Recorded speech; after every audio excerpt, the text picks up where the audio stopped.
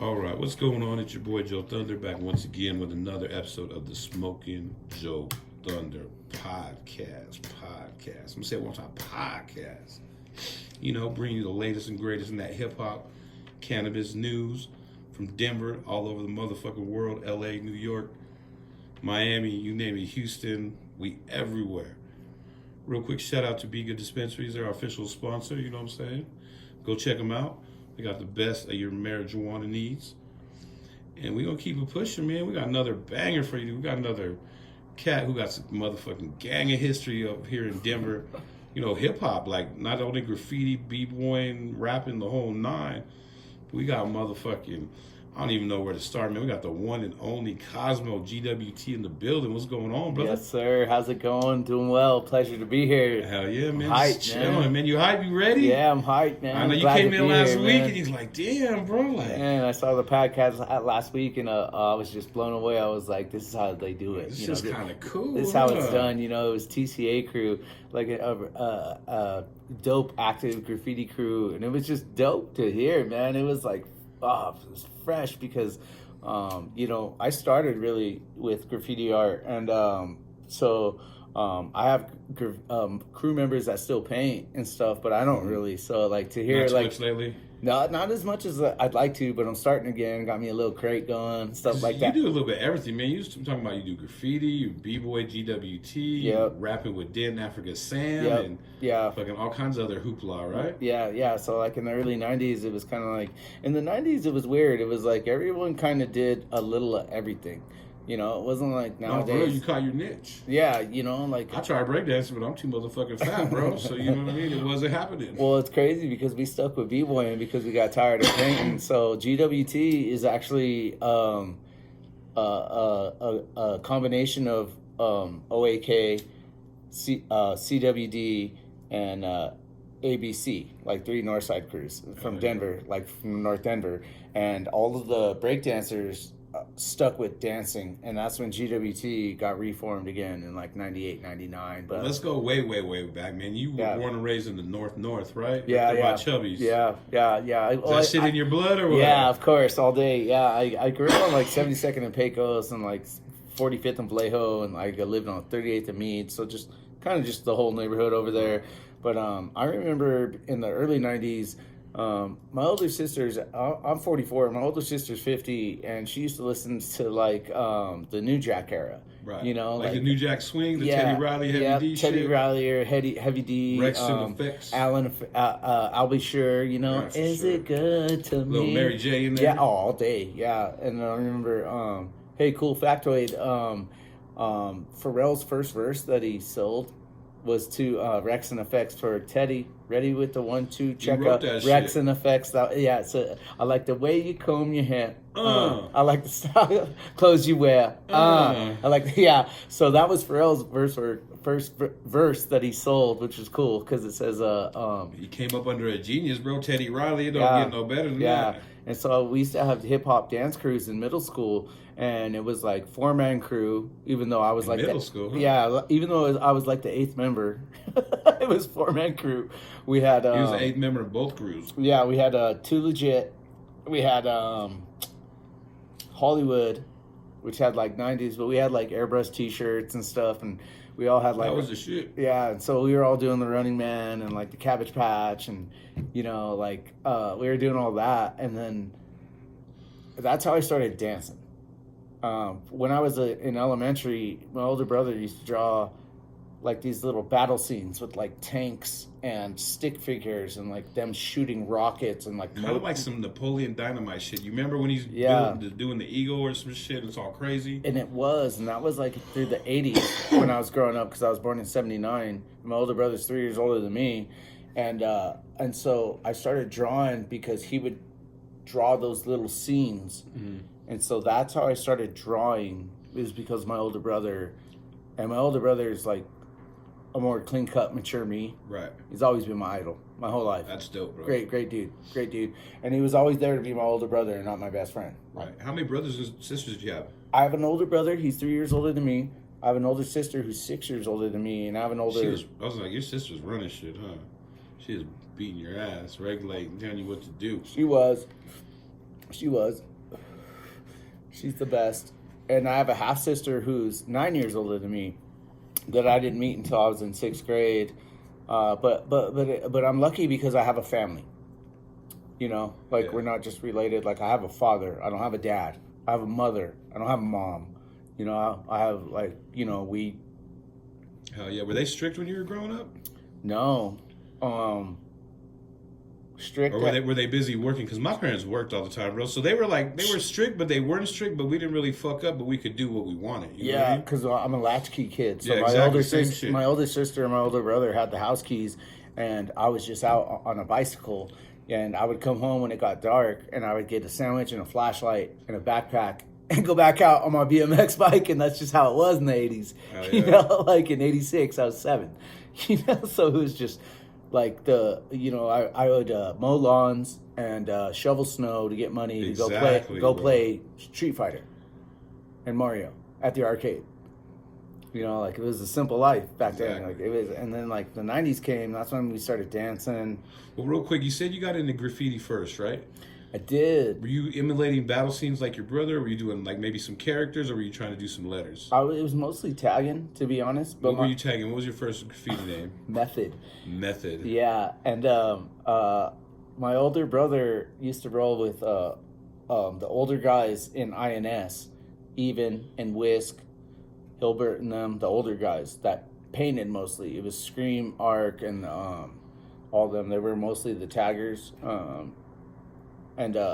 So my older brother was already into hip hop, and you know, next thing you know, cassettes come around, and Dr. Dre, The Chronic starts dropping, and Was that some of the first things you were listening to? I actually bought NWA Boys in the Hood. Ruthless Records was my first How'd record. you get that shit? I went to not Contents, but 13th and Washington Wax Tracks, Okay. and then I They bought sold it to your ass. I know you were under 18. yeah, and then I bought Beat Street soundtrack, and it had a fold out on how to pop. I remember that. That's dope. What did you think of Beat Street, the movie, when you seen it? It blew my mind.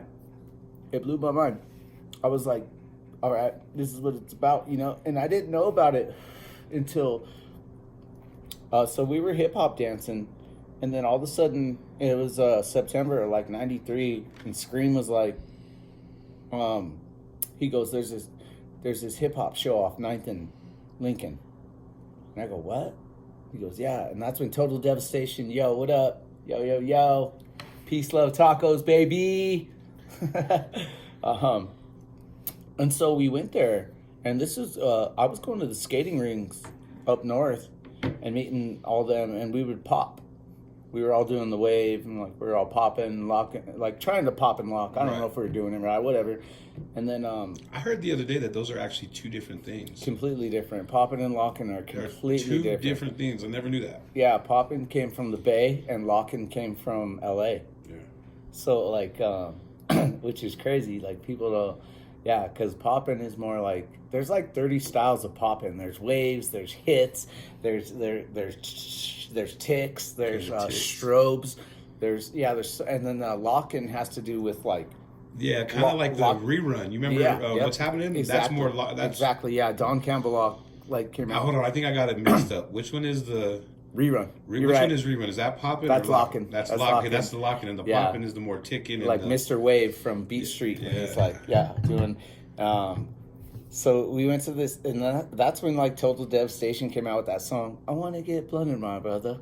I want to get blunted, my brother. Total Devastation came out with like a weed song, early back in '90s. the day. Yeah, and we went to this hip hop jam, and there was it was dance hall style, like cool work. I'd never seen it before because I was Like when you I say was dance young. hall reggae, right? Well, dance hall like style. I mean, because it was a DJ with big ass concert style speakers, and I was 14. I'd never done that yet. Do you ever remember a cat? What the fuck was his name? His name was I want to say DJ Uplifter.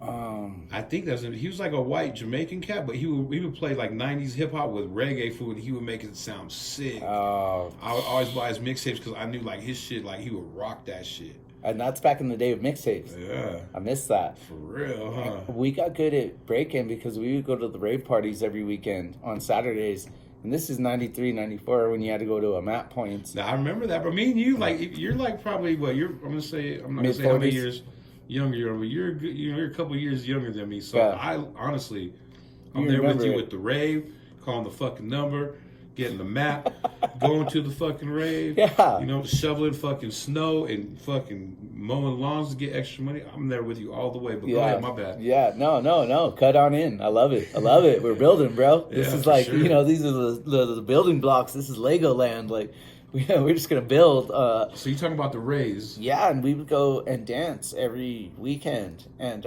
that's when Scream and them started showing me popping. And then, but at that hip hop jam, we saw Mars and Fiends and Quick Step. Were you in GWT at this point or no? No. Okay, this is still pre. This is pre G-Dub. This is like right when they started GWT. I was like, just like a tag along. Right. Literally. And what kind of made you kind of get into b-boying? Scream was like, this is the shit. He goes, you hip hop dance. He goes, sick. He goes, try this stuff. Like, because I was already drawn. I was already dancing. Right. So Scream like groomed me and showed me the hip hop world. Right. Basically the culture. He showed me the whole culture. Like, he was like, it's about DJing. It's about b-boying. It's about MCing. It's about artwork. It's about community. He goes, shit, it's even about skating. And this is like 93. There are a couple elements they don't mention in hip-hop. Beatboxing. Beatboxing and skating definitely need to be up in that BS. Bro, I used to live with D and Drop. Okay. From Tetra. Yeah, they're the homies. Bro. Fucking Chris Haven, like that's the crew. I used to live with Drop. Shout out to Nice, because I've been thinking about asking him, like, who makes better beats, you or Dropper? Ooh, that's tough, bro. Know? Don't you dare do that. You know, I got like a little Dropper story, man. Like, right when I kind of got into music, I was kicking it with Mr. Verbal. I don't know if you know Mr. Verbal. Yeah, of course. And he played this beat for me, bro, on this beat CD that Dropper gave him. And like, disgusting, bro. I was like, bro, this beat is sick. And I was doing some shit with Dent. And I was like, Dent would fucking sound perfect on this. Oh, dope. And I kind of jacked Mr. Verbal. I didn't jack him, but I kind of jacked him for the beat. Kind of like, you know. He gave it to me willingly. And I had to call Dropper, too. And I had to be like, oh, Dropper. Like, I heard this beat, bro, and I need it, bro. And he blessed me with it, man. And bro, Dent made like a fucking dope. You can hear Dent on this shit all day, bro. I know which song you're talking about. You know? Yeah. I did a couple times. Drop would throw on some beats he made. I'd be like waking up. I'd be like, what are you doing, bro? It's 9 in the morning. Oh, I just got tired of drawing, making music. I've been drawing for 3 hours. God, now it's time to make some music. Yeah, and I was like, all right, let's do this. And I'd listen to some shit. And sometimes it would, his beats, I'm going to say this and you're going to laugh. You're going to love it and you're going to know exactly why. But his beats would make me make that face where you don't know if I was listening to a sick-ass Nas song and verse or smelling a stinky fart. That's like that, you know, that face where you go... And you just almost like that bitter beer face. Yeah, exactly. Almost like that. But so you don't know if it's like a sick ass Nas verse or if it's a smelly fart. Yeah. But that's what his shit would do to me. I'd go, oh, and like my hair would stick up on my arms, and I'd just be like, it's just disgusting. No, shout out to those cats, man, because I liked what they were doing back in the day. Like they had the hip hop crew. Yeah. Tetra, cats like Dropper, Nice, like you said, Haven, making beats, rapping. Painting. Even Drop B-Boy a little, so. Yeah. And then you got crews like Life Crew. Yeah, well, that's where Tetra, you know, same shit. Decca and all them. And, no, talk about it. Like, I don't know, like, if there's some connection between that. You know? Jolt and all it was Jolt and like, so WAK back in the day is who, so in the early 90s so Dent and I went to random high school, and that's when Scream started showing me, because he caught me in the lunchroom drawing this bunny rabbit with a bong. Nice. And he was like, oh, you sketch? So do I. And he had this Scream piece with this guy doing a head spin on it. And it was like colors, and there was 3D, and I was like, what the fuck? Some sick ass shit. Yeah, and he was like, I'm learning how to write graffiti. You should do it with me. This is sick, bro. He's like, you're pretty cool. You know, this and that. And like, He showed me these pieces he had in this piece book, and it was from a crew from Cali called WEC, Whatever's Clever. And sick, mad style. They, like, wild style with, like, arrows and stuff tucking in and out, like, hella 80s, but West Coast influenced wild style. Right. I don't know how else to explain it, but it was impressive, even for 93, September. So he started me and my friend Mitch showing us how to graph.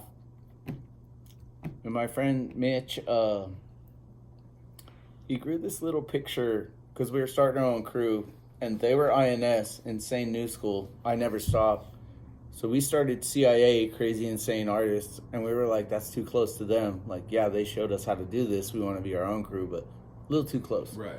So his little sister drew this he drew this tree stump of a baby oak tree, and he put OAK, and his little baby sister goes, oh, one of a kind. And that's OAK. There you have it. One of a kind. Right. That was our first name. On a quest. Only a king. One-armed crooks. Others aren't considered. Like, you know. And then, so that's how we became OAK. And then, when I became OAK, that was 93, 94, September. That 4th of July, that following year, my buddy Tyson had a big old party off like 76th and Sheridan, you know, that neighborhood. Legendary party? Dude, I'm Pretty talking legendary. I'm talking before, what is it, Party X? Or Project whatever. X. Project X, yeah. No, it was that on a smaller scale, but with more fireworks.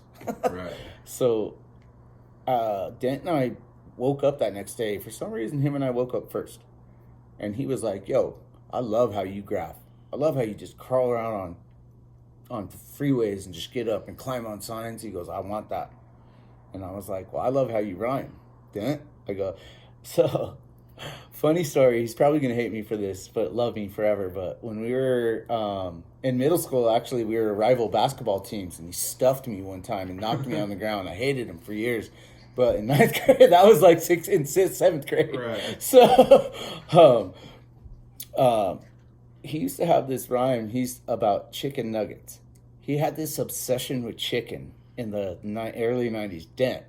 Chicken in general or chicken nuggets? Dude, he had this. He just chicken. It was his shit, bro.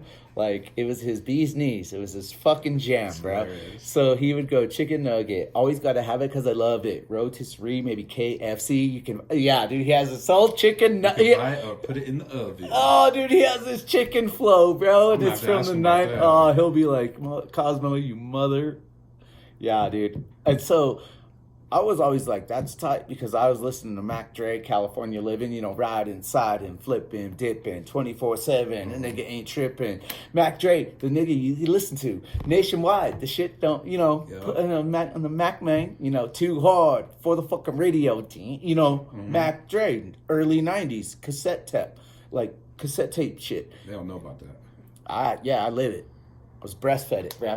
Yeah. Right here. And so I used to have pages of rhymes, and then I asked him to show me how to rhyme, and he goes, show me how to paint. And him and I became like joined at the hip. Right. He was the best lookout I ever had my whole bombing career. I used to call him Eagle Eye Adam. His name's Adam. Right. He was the best lookout. Sometimes he goes, just hit me up and I'll just be the lookout. I was all fucking cool. Right. Dad. Hey, tell me how you kind of started showing you how to rhyme. Because you said it was pretty. He showed you somebody. He was like, I like what you're doing with your little rhymes. You know, riding bikes, knife fights, everyone, wild nights. You know, I used to do that. Used to just ride kites. He was like, you're doing it right. And he showed me this little clip of Too Short putting words in a hat that used to rhyme. Bike, psych, mic, hike. And he would just pull out words that rhymed and fit in the little rhyme to it. Too short, Betty, I'm so hard. Rock all over Boulevard. And like he goes, it's as simple as that, cuz. He goes, you got rhythm, you dance. He goes, just rhythm your words. No, bounce the words. And that's what Dent showed me. And he goes, I'm learning from African Sam. And you said they had a crew, right? yeah, well, so they were Rhyme Squadron, and then I started hanging out with African Sam, and I just started entering all the battles. And Was he a battler? Oh, sick, bro! Both of them. Yeah, I know Dent was for sure, but I don't know too much about African Sam. Yeah, you have to tell us. Yeah, so he got his name because he went to high school in West Africa in Nigeria, so he's part of the Hausa tribe and speaks one of the Nigerian dialect. Yeah, which is pretty awesome, and so they were like, hey, you should be Rhyme Squadron with us, like you're making music. Da, da, da, da. How long did this take? You know what I mean? Probably like a year, because they saw I was hungry, and they saw me at all the house parties and stuff. So going back to like Theme and Maine and who was it? They had another guy that would make, because Psych wrote with them.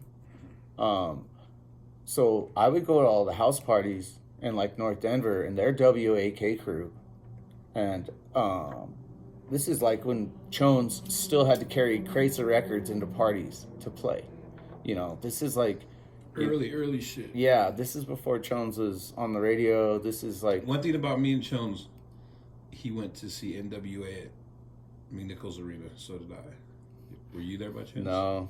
All right. I was gonna say. I did see. That's a long time ago. Janet Jackson Black Cat tour. I did see that. Was that at Mount High? McNichols? No, was that at McNichols? The original McNichols.